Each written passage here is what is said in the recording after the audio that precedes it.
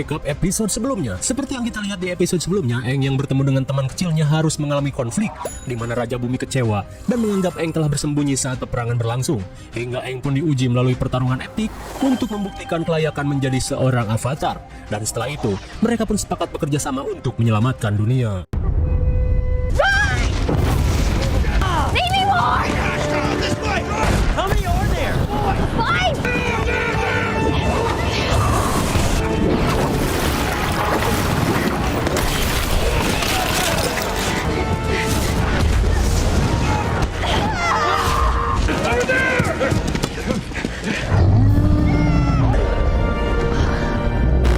Akhirnya mereka pun lolos dari pasukan negara api. Lalu Aang pun terkesan dengan Katara yang semakin mahir menggunakan jurus terbarunya.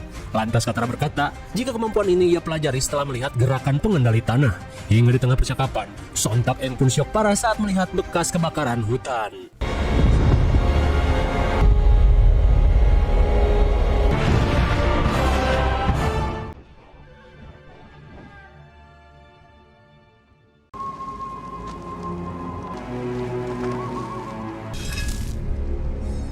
Singkat waktu, Sokka pun menduga jika semua ini diakibatkan oleh negara api. Mendengar hal itu, Aang terlihat merasa bersalah atas kekacauan yang terjadi dalam 100 tahun terakhir saat dirinya turun di dalam es. Dan saat mau menemukan sebuah benih, Katara langsung memberikannya pada Aang dan berkata jika semua kesakitan ini akan segera pulih seperti pohon yang tumbuh. Sementara itu, Sokka yang sedang mengecek keadaan tiba-tiba melihat seorang bocil yang sedang bermain di hutan. The third. Xiong made her for me. Sokka! Saat mengejar si bocil yang ketakutan, mereka akhirnya tiba di sebuah desa kecil nan kumuh. Tak cuma itu, warga desa terlihat mengalami trauma yang mendalam. Mengingat hutan yang terbakar, mereka pun menanyakan apa yang sebenarnya telah terjadi. Lantas bapak dari si bocil berkata, jika negara api telah membakar hutan untuk membuka jalan melintasi gunung. Namun setelah pengerusakan itu, tiba-tiba banyak keanehan yang terjadi seperti tanaman yang layu dan hewan buruan yang sulit didapat, seolah-olah tanah ini dikutuk. Tak cuma itu, beberapa hari yang lalu orang-orang yang pergi ke hutan untuk mencari makanan sampai saat ini belum kembali. Mereka pun menduga jika kejadian ini berkaitan dengan dunia roh. Mendengar hal itu, Aang yang merasakan sesuatu berkata jika orang-orang yang hilang itu sedang tersesat di alam lain. Lantas Aang yang mampu meraga sukma berniat menolong mereka. Kemudian scene beralih pada Zuko, terlihat ia pun menanyakan perkembangan pencarian avatar pada si Godek Letnan Ji. Lantas ia pun berkata jika selama perjalanan mereka belum menemukan tanda-tanda dari avatar. Mendengar hal itu, sontak membuat Zuko ngamuk dan memaki-maki bawahannya yang dianggap tidak becus. Dan bisa kita lihat jelas dendam yang terpancar dari tatapan Letnan Ji yang terus dimaki-maki. Sementara di kerajaan api, Azula yang kini kong kali kong dengan Komandan Zhao terlihat berusaha membujuk ayahnya untuk menambahkan sumber daya dan sokongan lebih pada Komandan Zhao. Terlebih Komandan Zhao setia dan bisa diandalkan hingga menemukan avatar. Mendengar hal itu, Ozai pun setuju-setuju saja.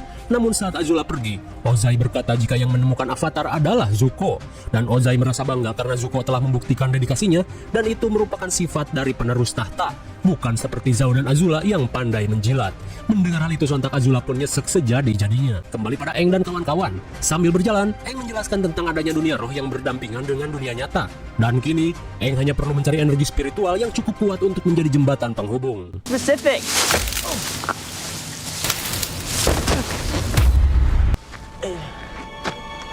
A shrine. Setelah menemukan beberapa patung hewan, Aang merasa jika wilayah ini merupakan tempat pemujaan roh hutan. Dengan begitu ia berniat meraga sukma, sementara Sokka dan Katara berinisiatif menjaga Aang.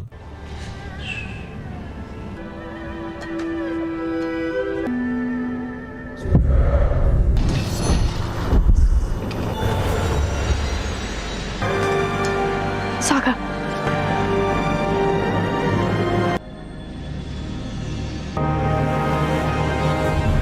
Betapa paniknya Sokka dan Katara saat mereka juga malah ikut terbawa ke dunia roh. I'm sorry! Di keesokan harinya, Zuko dan Iroh baru saja tiba di sebuah desa terpencil untuk mencari avatar dan teman-temannya. Sesampainya di bar, Zuko langsung menanyakan ciri-ciri avatar Aang. Perhaps this... Did you see the waterbenders? Avatar might be traveling with some waterbenders. Rupanya orang-orang di sini memang mengenali Avatar, di mana katanya Avatar botak pernah membantu orang-orang dari bencana gunung berapi dan juga sosok roh pemangsa manusia di rawa. Word has gotten to this backwards hole that brings blood in the water now.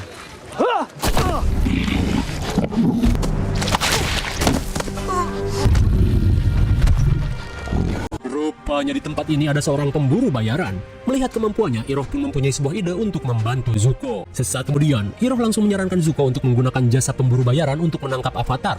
Meskipun awalnya Zuko menolak, namun Iroh berkata jika pemburu bernama Jun ini mempunyai kemampuan melacak yang di luar nalar. Takut kalah saing dengan Komandan Zhao, akhirnya Zuko pun setuju. Kembali pada Aang dan kawan-kawan yang berada di dunia roh. Di tengah perjalanan, Aang yang mengetahui ilmu spiritual dari Gyatso berkata, jika dunia roh dan dunia nyata saling terikat dan mempengaruhi satu sama lain. Lalu Aang menduga jika para penduduk desa yang terjebak di sini sedang berusaha mencari jalan keluar. None of you belong in here. No human. That is one big birdie. Rupanya suara tersebut berasal dari burung hantu besar yang mengaku sebagai roh pengetahuan dari perpustakaan Wan Sitong. Lalu di saat itu pula mereka pun heran dengan Aang yang mengobrol seorang diri. Ternyata bahasa yang diucapkan si burung hanya bisa difahami oleh seorang avatar. Of comprehending my speech. Lantas Aang diberitahu jika Katara dan Sokka bukan selayaknya berada di dunia roh, dan jika terlalu lama mereka akan dalam bahaya. Tak cuma itu, si burung berkata jika ada seseorang yang tinggal di pondok batu. Di tengah perjalanan menyusuri hutan roh, tiba-tiba saja Sokka melihat sesuatu. Oh, did you see that? Melihat Sokka yang panik, Katara berkata jika kita semua akan aman asal tetap berada di jalur. Yeah, I can deal with the truth.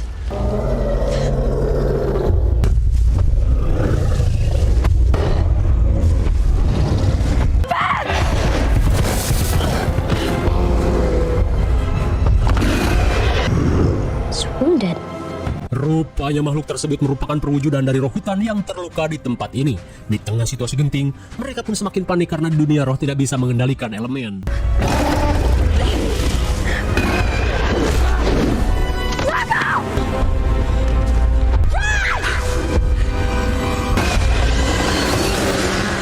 Singkat waktu saat mereka terpisah, Katara terlihat mencari keberadaan Aang dan Sokka.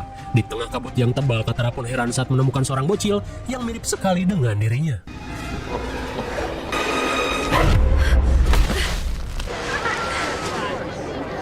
Sontak Katara pun heran dengan dirinya yang tiba-tiba saja berada di suku air. Been looking all over for you. Di tengah rasa tak percaya, Katara pun senang saat bertemu lagi dengan sosok ibunya. Setelah melepas rindu, Katara pun diajak ibunya untuk gabung bersama si nenek. Saat berkumpul dan belajar mengepang, Katara yang penasaran menanyakan keberadaan Sokka. Lantas si ibu berkata, jika Sokka sedang pergi memancing bersama si ayah, dan sebentar lagi mereka akan pulang.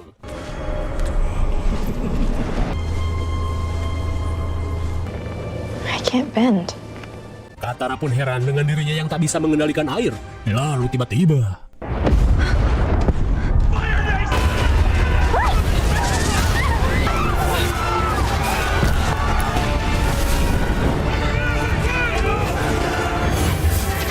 Betapa kagetnya Katara karena saat ini ia berada dalam situasi penyerangan negara api. Hide.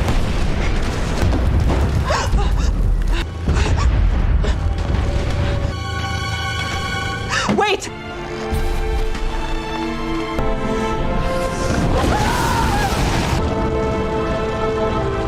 Rupanya Katara diperlihatkan kembali kenangan kelam saat ibunya meninggoy. So much fear. Kemudian scene beralih pada Sokka yang juga ikut tersesat.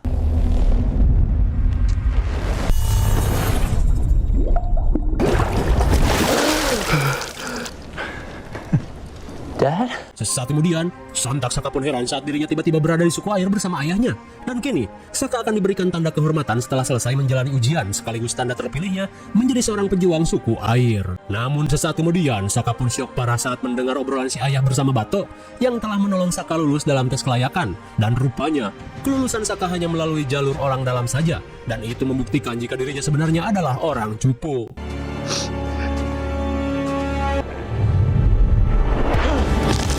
Kembali pada Aang, di tengah pencarian ia pun heran saat melihat kampung halamannya. Namun beda halnya dengan Katara dan Sokka, Aang menyadari semua ini hanyalah ilusi. What have we here? Tiba-tiba saja Aang pun kaget saat ditemui sosok roh pencuri wajah yang dikenal sebagai Koh. Lalu Koh terkesan dengan Aang yang tidak terpengaruh dengan genjutsunya. Namun tak lama kemudian, Koh mulai menyadari jika Aang adalah seorang avatar karena sebelumnya ia hampir dibunuh oleh seorang avatar dari suku air setelah dirinya mencuri wajah kekasihnya. You know all about stealing. Setelah memperlihatkan wajah yang ia curi, Koh menanyakan maksud kedatangan Aang. Lantas Aang berkata jika saat ini ia sedang mencari keberadaan teman-temannya yang hilang. Lantas Koh berkata jika akulah yang telah menculik mereka semua.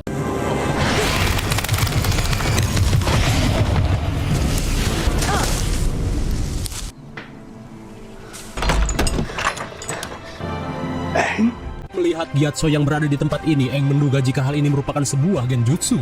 Namun Gyatso berkata jika semua ini nyata karena Aang berhasil keluar dari kabut. Lantas Gyatso berniat membuktikannya dengan mengajak Aang bermain Paiso. Hey!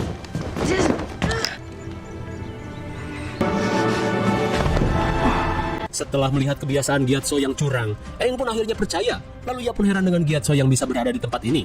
Lantas Gyatso menceritakan sesuatu saat kuil udara diserang negara api, di mana orang-orang yang gugur kebanyakan memilih untuk melakukan proses reinkarnasi. Namun beda halnya dengan Gyatso, ia memilih untuk berada di alam roh karena merasa jika suatu saat Aang pasti akan membutuhkan pertolongannya. Di tengah suasana haru, Aang berkata jika ia sedang kebingungan untuk menolong semua orang. Lalu Gyatso berkata jika di tempat ini ada sebuah kabut yang bisa membelenggu si korban dengan kenangan terburuknya, sekaligus tempat Koh berburu mangsa, dengan cara membawa orang tersebut ke sarangnya untuk dimakan jiwanya sampai lenyap. Lalu Gyatso mengingatkan Aang untuk tidak gegabah karena Koh ini sangat sulit untuk dikalahkan. Namun Gyatso teringat dengan sebuah rumor jika dulu Avatar Roku pernah menghadapi Koh dan mengambil sesuatu yang sangat berharga darinya. Mendengar hal itu, Aang berencana pergi ke kuil Avatar Roku untuk berkomunikasi. Namun Gyatso mengingatkan Aang jika kuil Avatar Roku berada di negara api. Once I save my friends.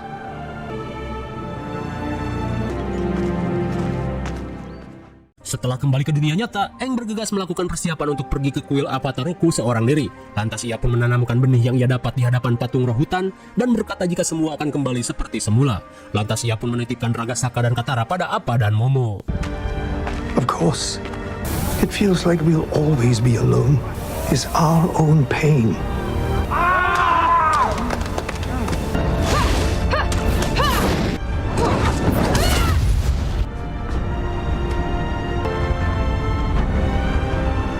And remember what it is we love.